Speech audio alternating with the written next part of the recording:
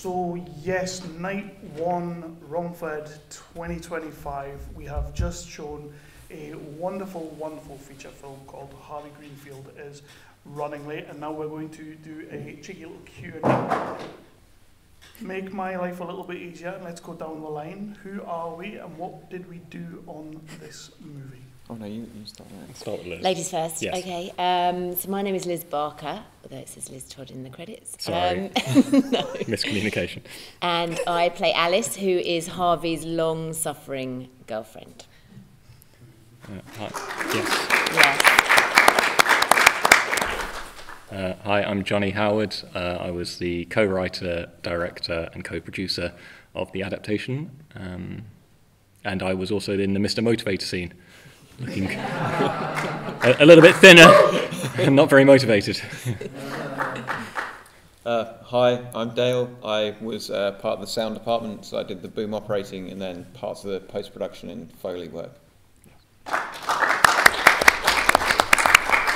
So we're going to get into Harvey Greenfield a little bit in a second, but first of all, I'd like to go down the line again and ask a question that I don't tend to ask because it's going back and I like to look about going forward, but what was that one movie or that one film or that one TV show that you saw as a youngster coming up that made you want to be in this industry? Because filmmaking's not an easy racket. What made you want to do it? Can I go first and be really Yes, boring? please. Well, really boringly, Jurassic Park. Like when I was a kid, that film blew my mind, man. What an amazing piece of work. Yeah, I love that. Still do. But yeah, that would be my personal thing that made me want to do noises. Do noises. You. So I'm quite a bit older. So my favourite film was Butch Cassidy and the Sundance Kid. I used to love westerns as a kid. So yeah, for me that was the spaghetti westerns, that kind of era. I used to love Butch Cassidy and the Sundance Kid. Yeah. No, Good, the Bad and the Ugly would have been on my top 10 list as well. This is a very Sophie's choice question, and it's very loaded and you can't pick. But the one in recent memory that I'm slightly shanghaiing your question, unfortunately, but Tree of Life was the last film I saw in the cinema that made me go see cinema differently. And that you can it's an art form, and it's not just reverse shot coverage. There is something you can do and you can say, and it's the harmony of music, the visuals and the audio. So it was Tree of Life in recent memory that gave me goosebumps and changed my whole perspective on the medium, where 2 seats down my mum was snoring. So it was a very Marmite film, but for me it changed my life, and she got a good nap. Yeah, that, The Good, the Bad and the Ugly. And then similarly Annie Hall was a very, and that we took quite a few things from that, in that it had a bit of animation, it played with subtitles. If there was a way to get a joke in there, it did it, and I think, yeah, it took a lot. I was inspired a lot by that approach. So yeah, a Woody Malik collab would be. Wow. Yeah. I like the sound of that. So with that, this is started off as a stage show, started off as Paul Richards. I believe he's done it at the Fringe loads of times, done loads of places. Yeah. What was it about this that made you think, I am turning this into a feature, this chaotic world? What made you think, this is what I'm doing? I just need to start this with saying Paul is apologetic that he can't be here today, but very Paul, he double booked today with a performance of the show. So at least it was in keeping with the character. It was performance 142 tonight of the show, so he lives and breathes that performance. But I was, I'll try to keep a long story short, but was coming to my 30s and thought I need to make a feature film. That I hear women call it a biological clock. The filmmakers have an equivalent, because you look at Jaws was done at 27, Point Court it was 28, and then Citizen Kane was even younger than that with Orson Welles. So I was like, I'm getting 30, I'm old at this point, so I need to make a film. While looking for said material, I watched a man run on the spot for 50 minutes in a windowless pub during a heat wave, sweating on the front row, and I turned to my wife and said, I think I've just seen what we're going to do for our first feature film. She went, really? And I was like, yeah, I don't know what it is. There's something about Harvey's story I was painfully relatable. Like decision paralysis is a daily occurrence for me. And when you see the statistic that you make 35,000 choices, subconsciously or otherwise, it's every day feels like a long time. So yeah, I saw that, and I hoped on a planet of 8 billion people there were others that would feel it as strongly as I did seeing Paul run on the spot. And what's the approach? What's the initial kind of, because you're turning a stage show into a feature film, so what is the initial approach to doing that? Because it can't be an easy thing to take someone's one-man show and making a full universe out of it. So what was the approach, and how much of a collaboration did you have with Paul in bringing that universe to life? So yeah, I need to think back. This was a few years ago, so I no longer feel responsible, I feel accountable. So let me refresh. So yeah, so the play was originally Paul on the spot, and every character was on a tape recorder played back to him. So there was no other actors on stage. It was just him, one-man play. And so again, how do you adapt to that? But I saw that kind of Annie Hall, Ferris Bueller's Day Off, breaking the fourth wall, and I think that like the main note I ever gave to Paul was just treat the camera like the fringe audience, and I think that helped it settle for him. But in terms of the creating the world, I think 50 minutes is too short for a feature, so we've had to embellish some characters, the main one being Alice. Their relationship was quite thin in the original play, and even on the film you still wonder why would anyone stay with him, but with the play you definitely went, what? Yeah. She would have left long ago. But so we had to expand some relationships, and but yeah, a lot of it is I don't really know how we. I like it because you wrote it with your brother, yes. So there's obviously that connection that you had. So did he see it with you? No. So if there's any writers in the room and you struggle writing alone, write with family, because you can argue as much as you want, but you're still family at the end of the day. So it's nice to be in that dynamic. But again, my brother also, maybe it's something to do with our upbringing, but has decision paralysis and quite indecisive and all of that stuff. The 9-minute one take with you and Paul arguing about having kids.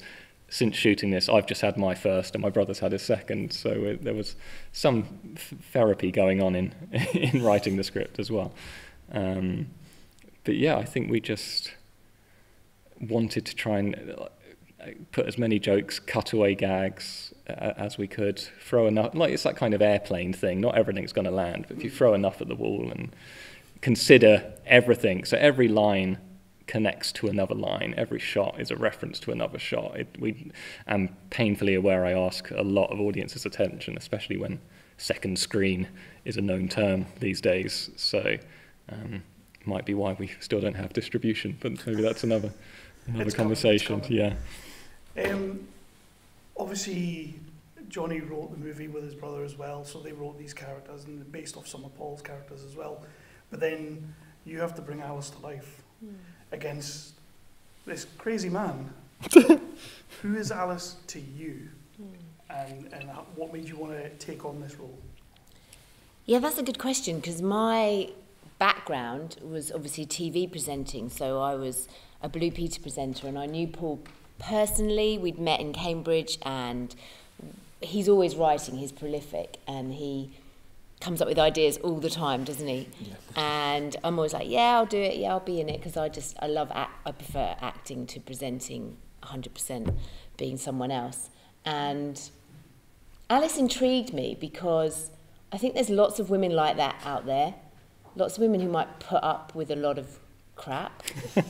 My wife is one of those. Yeah. I can attest to that. We're married to two of those women. That's anyone who's married. Yeah. Maybe she's trying to mother him. Maybe she's I don't know. And obviously he's endearing. The start of the relationship, he's very sweet, and and I think I can see her just getting worn out as he's worn out through their relationship. And I think they've been together quite a long time, and you can see the cracks. But I could relate to that. I think she was, I felt a bit sorry for her, but also actually I felt more sorry for him. I think Paul plays it very well. So I think, yeah, she was... And also the Annie Hall type costumes, the outfits, I really kind of liked that aspect of it. Can I just add a slight to that? The casting of a... like, who is going to put up with a person like Paul, and you'd think they need the patience of a saint, and what is the modern day equivalent of a saint but a Blue Peter presenter? So it just felt... Or a school teacher. Or a school teacher. Exactly, so we got the double whammy here with Alice. Yeah. It is quite a chaotic film, and with that I imagine that, you know, behind the scenes as you were shooting, there would have been some absolute gold coming out of there. Can you guys think of anything that maybe wasn't in the script essentially, but happened on set on the day and is now in the final project? That's a good question. I mean, Dale, you would hear a lot of what's going on. Too much. Yeah, too many things. I mean, you know, dealing with something kind of entertaining like a comedy, there's always moments that may or may not make it into the final edit that are kind of more ad-libbed, more kind of, you know, on the fly, and, you know, trying to keep your composure whilst losing your mind watching Howard from the Halifax try to destroy a clock. Yeah, that was very entertaining, and like Dave Benson Phillips as well, another 90s callback and amazing person to work with. The most genuinely friendly man I've ever met. He was so calm and positive the entire time. Yeah, him and Paul next to each other was Yeah, created some crazy. sort of high-low pressure thing. It was, yeah. And the car scene was my favourite, and is it right that they just ad-libbed it every single time? Oh, with Norman. Yeah.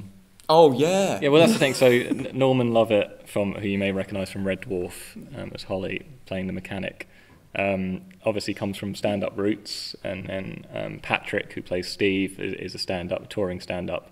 So you kind of let the camera roll and leave those guys. Like if you ever do have the stomach to watch it again and watch Paul's face during that open bonnet scene, you can see his corpse in a few times. But similarly with Ewan, when you did the thing where it's like quiet in life, quiet in death, you hope, and then his ghosts, that's all Ewan. So you bring comedians to the fore, then they're going to deliver. And the one that always gets me is, and I don't think I've heard anyone else ever laugh at it, but Patrick saying all the toppings on the pizza, and he just squeezes in hand sanitizer, and it's like, what? Where did that come from? But okay, I'm going to leave it in because that always gets me. So. And that was Ewan's last film, is that right? And that was Ewan's last ever feature performance, and I hate that he never got a chance to see it because he's. So you never got. Oh. His scene is perfect. What one thing would you say that you maybe learned about, number one, filmmaking while making this project, but also about yourself? And that's for everyone. Oh, well, I mean, I'll go for it. I learned Yeah, please do. everything. So it was my first feature film ever, and first time working with these guys. I'd never met them. And it was such a great crew, I have to say. Everyone was pretty much local or was doing it obviously for peanuts or, you know, for the love of it. And we we could afford peanuts? And it was a really lovely experience. I mean, it was, I don't know, it was great. Great people, really great people. And great ideas, and I think you were really ambitious with what you tried to do. I mean, there's a heck of a lot of scenes and yeah, when you read locations. The rule book on making your first indie low-budget or no-budget film, they say set at one location, 2 people in a room. And we went, ah! Constantly. Yeah, let's have a guy running, and thank God we invested in a steady cam, otherwise you all would have needed buckets for seasickness, I think. So thank God for Rupert and Luke that came in to do steady cam at very, very nice rates. I'm still thinking about if you've learned anything. I learned loads. Okay, good. Loads of stuff. I mean, from like, you know, working in a department and kind of, you know, usually with smaller things I do, it's usually like myself in a bag or, you know, me and one other person. But at least we were fortunate enough to have like a crew of 3 people on set at any given time, which is amazing. And then in the post-production side of things, being able to kind of work with, like, you know, tonight we're going to do all of these noises, okay, and it's that person's job. Being able to kind of work as a crew of people is really good. I think the thing I learned most myself personally is that, you know, if I carry on trying, I'm kind of all right at it. I guess, like, you know, it's just like... It's a self-deprecating way of saying practice makes perfect. Yeah, but I mean, like, you know, Jonnie has personally given me, like, countless opportunities to carry on, like, learning about making noises and about, like, you know, who I can be as a person making them. So I'm incredibly grateful to him. And, you know, the whole entire team are all very much, for the most part, local people, local talent. It's incredible you can find those people within your small kind of areas in which you live, and then you get to come to lovely places like Romford. So it's great. Yeah. And you learnt what noise a Scotch egg makes. Oh yeah. Oh yeah. Ruined quite a lot of my wife's boots, making all the leather creaking for Brian in his big chair. She didn't thank me for that. About 8 to 9 Scotch eggs and a good amount of mince went into that. Yeah, sometimes realism's good. But no, it's great and fun. you get to eat your sound effects afterwards. So. I'm not really a fan of Scotch Oh, eggs, no. though, man. So. Okay, you heard it here first. What did you learn? What did I learn? What Probably did that you I shouldn't make films. I don't know. I should make more. In hindsight, one of the core memories is Robert Oliver, who was our first AD, who also plays the pig farmer with his mum. I think they're great. Was that his real mum? Yeah, Shirley Oliver. Literally wrong. One of her like bucket list things. I think she just turned 60, and her bucket list was to be in a film, have hair and makeup done, and interact with a pig. And we were like, we got a trio here for you right now. It was the best bucket lists are. Where was I going with this? Yes, so Robert Oliver, the first AD, when we were setting up for the punt stunt, that's hard to say after 2 ciders, the punt stunt, it was 5 a.m. call time during a heat wave. All of my memories happened during a heat wave. It's because I'm this pale. And it was 5 a.m. and they were loading up, getting the free punts. The crew were there, extras were there, and he was just like, take a moment, and this is all because of you. And I'm like, yeah, they're all hating me. They're here at 5 a.m. and they'd rather be in bed. And he was like, no, they're here because they want to be. Just shut up and enjoy it. And I should probably learn that and just, yeah. If I ever get the opportunity to do another one, I'll probably enjoy it a bit more and try and stress less or less visibly. How much of your life, from start to finish, how long did it take, do you think? So it was during COVID? We were going to shoot it pre-COVID, and then COVID happened, but that was a blessing, not out of context, a blessing for us because it gave us an extra year to work on the script. So thank God for that extra 12 months to get writing. But yeah, it's been a good old chunk of time. I'm now in my 30s, if you couldn't tell. So I'm going to throw out to the audience for any questions, but we don't have a Roman mic, so you are going to have to raise your voice. Do we have anyone? There we go, front row. If you could, and this is for everyone on the panel, if you could pick any other 90s icon to be in the film, Oh, God, that's a good question. Can I say the one that we were actually going to do? Shall I do it? So Howard from Halifax was originally going to be played by Barry Scott. So I think I can, maybe I'm not the only one, maybe I can start a support group, but I believe I'm the only person to ever be ghosted by Barry Scott. But that role, that part was written for him, hence the good as new. But we had a great chat on the phone, talked about Ian Bill playing Shakespeare, and he got what we were talking about, and then blocked my number, so bang, and the talent's gone.